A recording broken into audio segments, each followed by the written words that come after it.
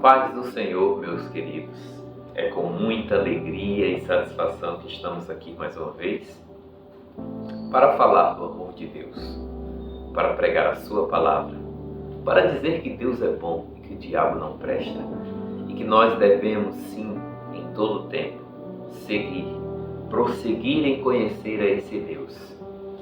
E a mensagem de hoje está baseada no livro de Esdras, Neemias, conforme a missão ou o propósito que Deus colocou no meu coração de fazer a leitura da Bíblia. Nesse período eu acabei de executar a leitura do livro de Esdras e de Neemias. E quem são esses personagens? Esdras é um sacerdote de Deus, um servo do Senhor, que estava exilado na Babilônia ou na Pérsia. Veja que Neemias também era um servo do Senhor, mas não um sacerdote, um nobre que estava servindo ao rei no seu palácio.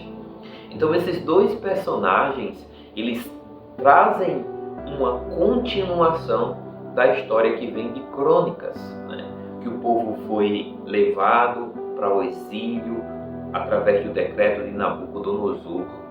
E todo aquele templo, toda aquela glória do tempo de Salomão, do tempo de Davi, do tempo dos reis de Israel, ela foi dizimada, destruída.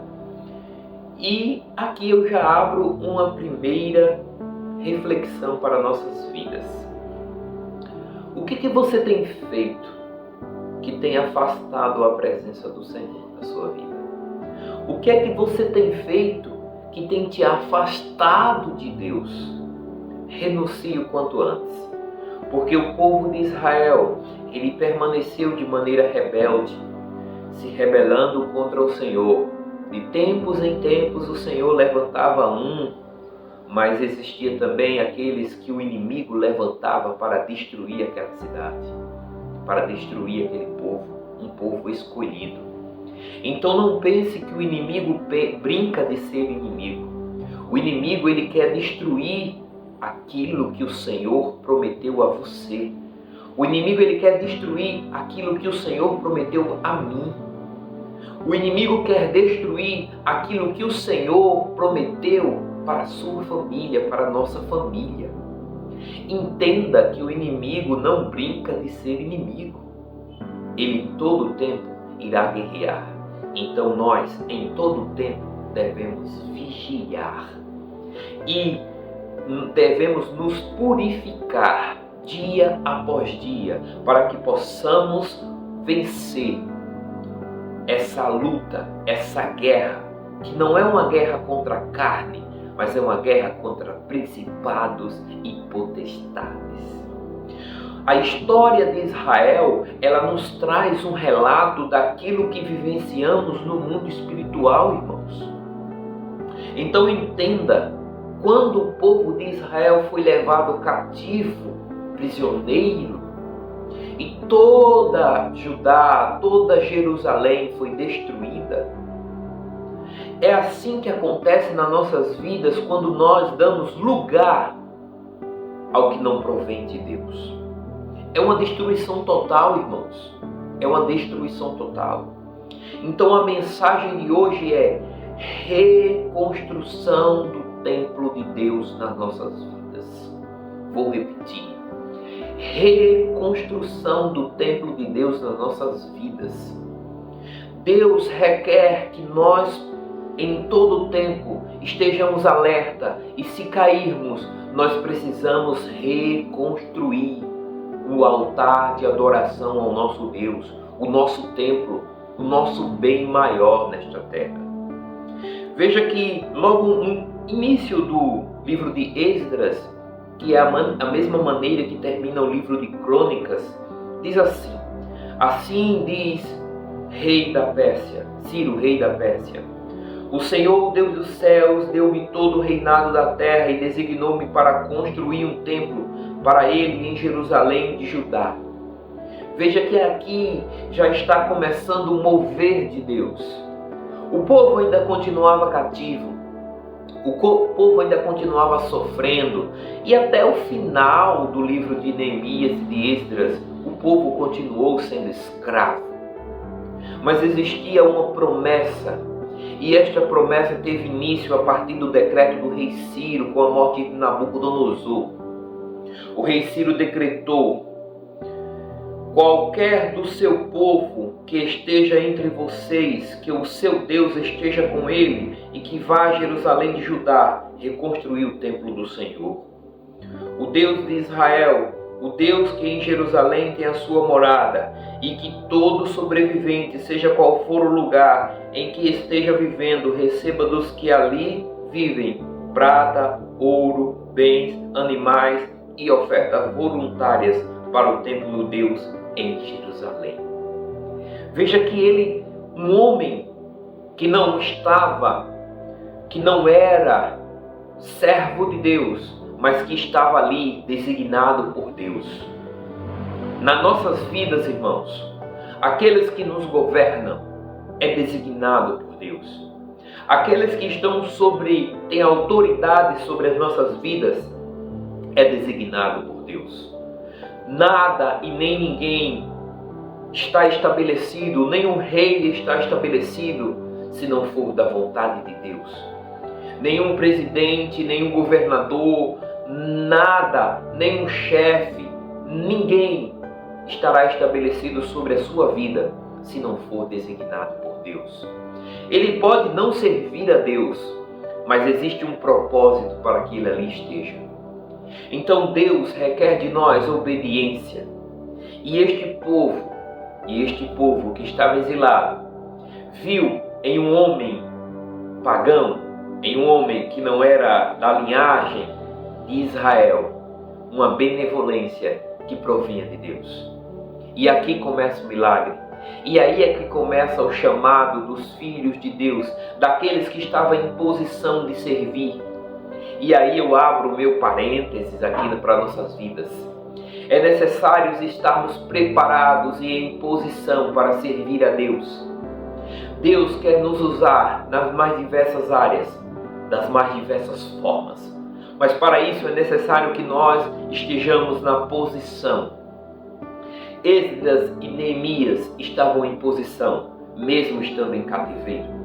Vou repetir, precisamos estar em posição, mesmo em meio à dificuldade, mesmo em meio ao cativeiro, mesmo em meio à escravidão. A nossa forma de servir com excelência irá fazer toda a diferença. Veja o relato de Neemias, no capítulo 2. O que Neemias diz?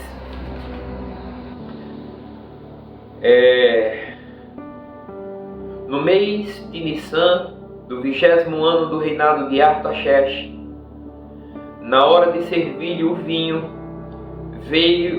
levei-o ao rei. Nunca antes tinha estado triste na presença dele. Por isso o rei me perguntou: por que seu rosto parece tão triste se você não está doente? Essa tristeza só pode ser do coração. Veja que aqui a gente tem dois aspectos. Mesmo Neemias, sendo nobre, ele estava servindo ao rei, e ele estava servindo com alegria. Não importa onde você esteja, meu irmão, não importa o que você esteja fazendo, faça com alegria, faça com qualidade, independente de quem está mandando, independente de quem está sobre autoridade na sua vida. Seja uma pessoa pagã, seja uma pessoa que você vê que tem maus hábitos, que está, de certa forma, fazendo coisas que não agradam ao Senhor, mas existe uma autoridade dada por Deus a este homem. Então faça com reverência, faça com honra, com alegria, e veja que essa tristeza ela vai ser perceptível, e Deus irá tocar no coração deste homem, e mesmo ele sendo quem ele é, ele irá fazer a vontade de Deus. E veja o que diz: com muito medo eu disse ao rei, que o rei viva para sempre. Como não estaria triste o meu rosto, se a cidade em que estão sepultados os meus pais estão em ruínas e as suas portas foram destruídas pelo fogo. Veja que, assim como no início do livro de Esdras, também no início do livro de Neemias, existe uma necessidade que aqueles que os governam, assim como nos governam, sejam tocados por Deus, sejam instrumentos de Deus nas nossas vidas. Deus usa quem quer, e Ele irá fazer na minha vida e na sua vida o que lhe apraz, o que lhe é perfeito, porque não existe uma perfeição fora dele. Então Deus irá preparar para nossas vidas o que for necessário para que essa tristeza saia do nosso coração, para que tudo isso que o inimigo tem colocado como um empecilho do prosperar de Deus nas nossas vidas, ele caia por terra. Não necessariamente irá usar alguém que a gente acha que é santo ou que seja o ideal para nossas vidas, mas ele irá usar aqueles que estão na posição. Ele irá usar aquele que está fazendo a vontade de Deus com alegria, com alegria. Então, tanto lá no relato de Esdras quanto no relato de Neemias, a reconstrução começou. E não é a reconstrução apenas de muros, ou do templo, ou do espaço físico, mas é a reconstrução de uma cultura que tinha morrido. É a reconstrução de um povo que tinha sido rebelde, que tinha se rebelado contra o seu Deus. E que por isso o Senhor tinha afastado ele das suas terras. Afastado ele daquele lugar em que manava leite e mel, em que o Senhor fazia aquele povo prosperar, em que o Senhor dava riquezas, bens, e aquele povo, por rebeldia, porque nós sabemos a glória do reinado de Salomão, nós sabemos o quanto vitorioso foi o reinado de Davi, o quanto próspero foram esses reinados. Mas por desobediência do povo, inicialmente em Israel e depois em Judá e Benjamim, todo esse império ruiu diante do inimigo. E veja o que diz Neemias a respeito disso. Lá no capítulo 9, no versículo 36, diz assim: Vê, porém, ele orando ao Senhor, vê, porém, que hoje somos escravos na terra que destes aos nossos antepassados, para que usufruíssemos dos seus frutos e das outras boas coisas que ela produz. Por causa de nosso pecado, a sua grande produção pertence aos reis que puseste sobre nós.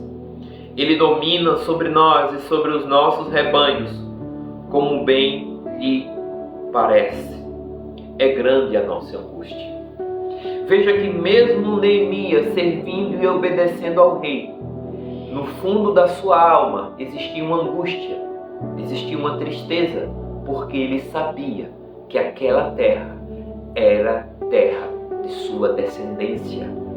Era terra que era devida a ele. Foi promessa de Deus para a vida deles, daquela geração, daquele povo, usufruir daquela terra. Mas por desobediência, aquele povo estava perdendo, não estava usufruindo como deveria. E quem estava usufruindo? Outras pessoas, outros povos. Meus irmãos, Deus tem o melhor para nossas vidas. Deus, Ele quer nos dar o melhor dessa terra. Mas para isso é necessário que nós estejamos embaixo de obediência. Mas para isso é necessário que nós os busquemos em espírito e em verdade. Nos relatos desses dois livros, há as designações de o que deveria ser feito, cada um dá para perceber o quanto eles estavam empenhados em reconstruir o templo, em reconstruir as suas vidas. Mas em todos os dois livros existem relatos que eles não estavam tão esquecidos, ou melhor, entregues para fazer a vontade de Deus. Estavam também, em determinado momento, se dando em casamento, se casando e se dando em casamento a pessoas que Deus não agradava, que não era de agrado do Senhor. Estavam fazendo coisas que iam contra as leis do Senhor. Esses homens de Deus, Neemias e Esdras, foi lá, leu a lei de Deus para eles. E eles não se arrependeram. No momento ficaram tristes, choraram, clamaram a Deus, mas logo tempos depois começaram a pecar de novo contra o Senhor. Povo rebelde. E quando eu estava lendo esse livro, costumam falar, né, que o Primeiro Testamento, né, o Antigo Testamento, ele é um livro mais duro, é um livro da lei. E quando eu estava lendo, o Senhor trazia na minha memória como Deus é misericordioso. Como Deus tem misericórdia de nossas vidas. Deus demonstrou mais misericórdia no Antigo Testamento do que no Novo Testamento. Existem mais provas das misericórdias de Deus no Antigo Testamento do que no Novo Testamento. O Novo Testamento é o tempo da graça, mas as misericórdias do Senhor estão no tempo da lei. O quanto Deus perdoou aquele povo, o quanto Deus levantou profetas, servos e servas de Deus, e o povo insistia em pecar, em continuar regredindo a lei que estabelecia as suas vidas. Que nós possamos entender que Deus tem um propósito para nós. E este propósito, ele não é um propósito vago. Existe um objetivo. Existe algo que o Senhor quer fazer que está além das nossas vidas, está acima de nós. Esse projeto que Deus colocou na sua vida, ele não é para você. Ele é para obra e glória de Deus na vida dos seus, na sua vida e na vida daqueles que estão precisando, necessitando. Nós não devemos reter aquilo que Deus nos confiou. Nós devemos sim colocar em prática, usar os dons e os talentos que Deus nos deu para a glória do seu reino nesta terra. Mas veja que o inimigo, ele não desiste. Em diversos relatos, existem os relatos das perseguições a esses servos. Olha o que diz aqui no livro de Esdras. Tem um personagem aqui que aparece. Quando os inimigos de Judá e de Benjamim souberam que os exilados estavam reconstruindo o templo do Senhor, o Deus de Israel, foram falar com Zorobabel, com o chefe das famílias: vamos ajudá-los nessa obra, porque, como vocês, nós buscamos o Deus de vocês e temos sacrificados a ele desde a época de Esar-Hadon, rei da Assíria, que nos trouxe para cá. Contudo, Zorobabel, Jesua e os demais chefes da família de Israel responderam: não compete a vocês reconstruir o templo do nosso Deus. Somente nós o construiremos para o Senhor, o Deus de Israel, conforme Ciro, o rei da Pérsia, nos ordenou.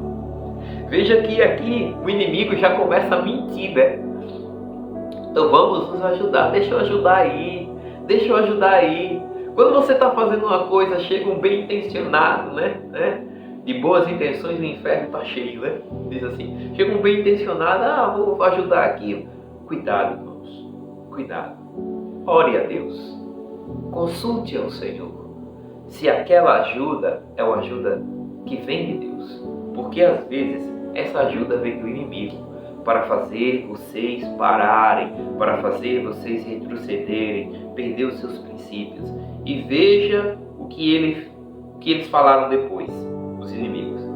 Então a gente da região começou a desanimar o povo de Judá e a atemorizá-lo para que não continuasse a construção. Pagaram alguns funcionários para que se opusessem ao povo e frustrassem o seu plano. E fizeram isso durante todo o reinado de Ciro, até o reinado de Dário, rei da Pérsia. Veja, eles tentaram infiltrar-se. E depois eles tentaram destruir, disseminar, fazer com que o povo desanimasse através de mentiras, através de complô, para fazer com que aquele povo que já estava exilado, que tinha recebido uma graça daquele que os dominavam, para construir e reconstruir o seu templo, para adorar o seu Deus. Eles utilizaram de artimanhas. Mas não só isso, existem outros relatos de tentativa de destruição, de zombaria, e aquele povo muito unido. O que dá para perceber, e com isso eu finalizo, quando nós estamos em Deus, quando nossas intenções estão em Deus, nós precisamos todo o tempo vigiar e continuar focado naquilo que Deus quer que façamos. Não devemos olhar para a direita, para a esquerda, para a frente, para trás, apenas para o alto. Não devemos baixar a nossa cabeça diante dos levantes do inimigo, mas pelo contrário, devemos tomar posse daquilo que Deus nos confiou e prosseguir a reconstrução e prosseguir a fazer o propósito que Deus colocou nas nossas vidas. Entenda, irmãos, é uma guerra que a gente utiliza nos relatos da vida de Israel, do povo de Israel, através de Neemias, através de Esdras, na mensagem de hoje. É apenas uma parábola daquilo que passamos na nossa vida espiritual, no nosso dia a dia. Por isso que essa palavra, ela é tão eficaz, ela é tão penetrante, porque ela trata de uma maneira simbólica, de uma maneira que nós conseguimos compreender e que nos orienta a fazer o que precisamos fazer. Nem sempre, irmãos, nós iremos fazer o que gostaríamos ou que gostamos de fazer, mas precisamos entender que devemos fazer aquilo que é necessário. Tudo o que é necessário na nossa vida, o Senhor irá colocar no nosso coração. Ele irá designar os seus servos. Ele irá nos ensinar a obedecer e a fazer o melhor que nós temos e que Ele que nos deu. Creia nisso, meus irmãos. Creia no poder de Deus na sua vida. Creia que você não nasceu para ser cauda, mas para ser cabeça. Porque em determinado momento da vida, o Senhor vai querer te usar. E você vai precisar estar numa posição favorável, que possa ser utilizado e que possa ser abençoador na vida de muitos. Amém? Que Deus abençoe a todos vocês. Que dê uma excelente semana. E que se essa mensagem te agregou de alguma forma na sua vida, que você possa divulgar para os seus amigos, para os seus familiares, e que o reino de Deus cresça a cada dia e que nós venhamos a diminuir, em nome de Jesus. Amém? Fica todos com Deus e até a próxima, se Deus quiser. Tchau, tchau.